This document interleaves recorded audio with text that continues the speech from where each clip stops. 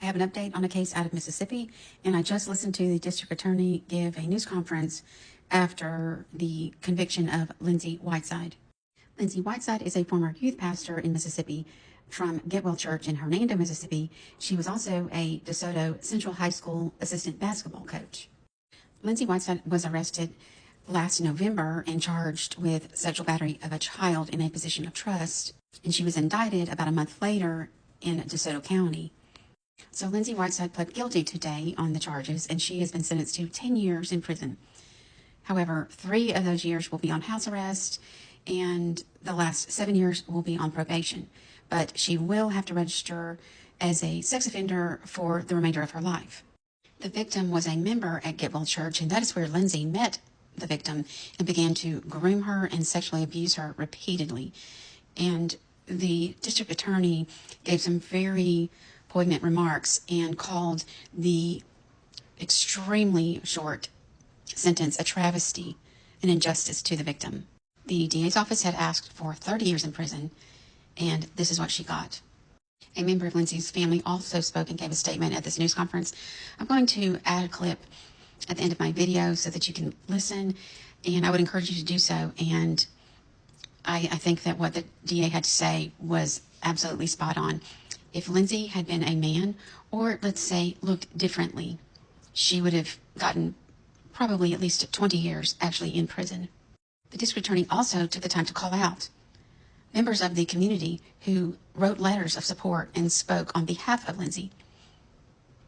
And one specifically that he called out is the school board chairperson, and Michelle Henley is her name.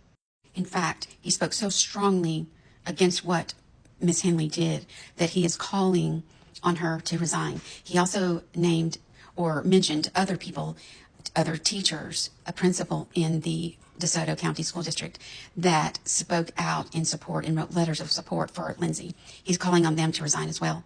Absolutely, absolutely ridiculous, an abomination to speak up and publicly support a child sexual predator. And let me say this directly to you, Lindsey Whiteside. You will forever be a convicted felon, a convicted child sexual offender. You are a child sexual predator. And I disagree with the judge who said that prison is for people we are afraid of, and Lindsey isn't one of them.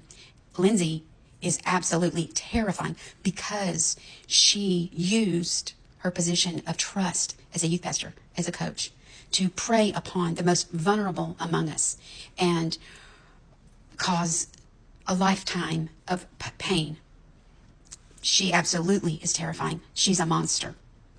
Should hopefully be a mark to show society that she is the worst type of menace that can never be trusted. She was trusted with a congregation, she was trusted with children, and she betrayed that trust. She used the gospel of Jesus Christ as a weapon. She used the vulnerabilities of a child who was going through personal struggles to gain access and manipulate an entire congregation, but even worse and more specifically, she manipulated a family through a undeniable pattern of abuse that started with several months of grooming and then several months of prolonged and repeated sexual abuse in the worst type of manner.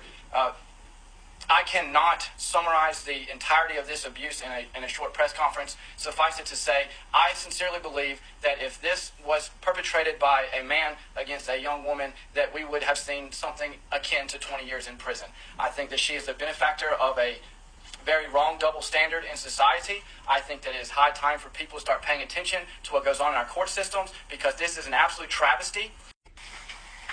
Thank you. Thank you. My name is Pam Pegram, and I'm speaking on behalf of the victim's family. It's my family. Today, a very brave young girl showed remarkable courage as she shared about the abuse she suffered from a sexual predator, Lindsey Whiteside. This vulnerable child was manipulated and betrayed by someone more than 9 years older than her, who was supposed to be her spiritual mentor, someone who grossly abused her position of trust, someone she looked up to as her youth minister. The evidence presented today was vile, it was evil, and quite honestly, it was shocking. How could anyone do things like she did to a young girl and then show up, sometimes to preach at church on Sunday morning, sometimes to lead a Bible study, sometimes to lead a youth retreat or a youth event, after knowing what she had just done? Today, in Lindsey Whiteside's own words, through her text messages and her letters, we saw the depth of depravity, deceit, and deliberate efforts to hide her twisted actions. The pain and the suffering this victim and her family have experienced are beyond words. This trauma has touched every part of their lives, yet it does not define this victim or her family. As believers, we know that God will redeem what has been lost, and He will use this devastating season to grow us and strengthen us and draw us closer to Him. For almost a year, our family has remained silent, waiting for this day when truth could finally be revealed. During that time, we have heard the rumors. We have read the comments. And we have listened to people's opinions who did not have any of the facts or any information to base those on. That has only deepened our pain. Let me be clear. No adult should ever engage in sexual contact with a child in no way, shape, or form. The victim is never at fault. This adult could have any time said, "Mom, help me. Pastor, help me. Friend, help me." She never did. She plotted and she planned and she deceived and she manipulated so that she could have her way. When you support the offender, you re-victimize the victim. Y'all, this is why victims don't come forward and tell their story.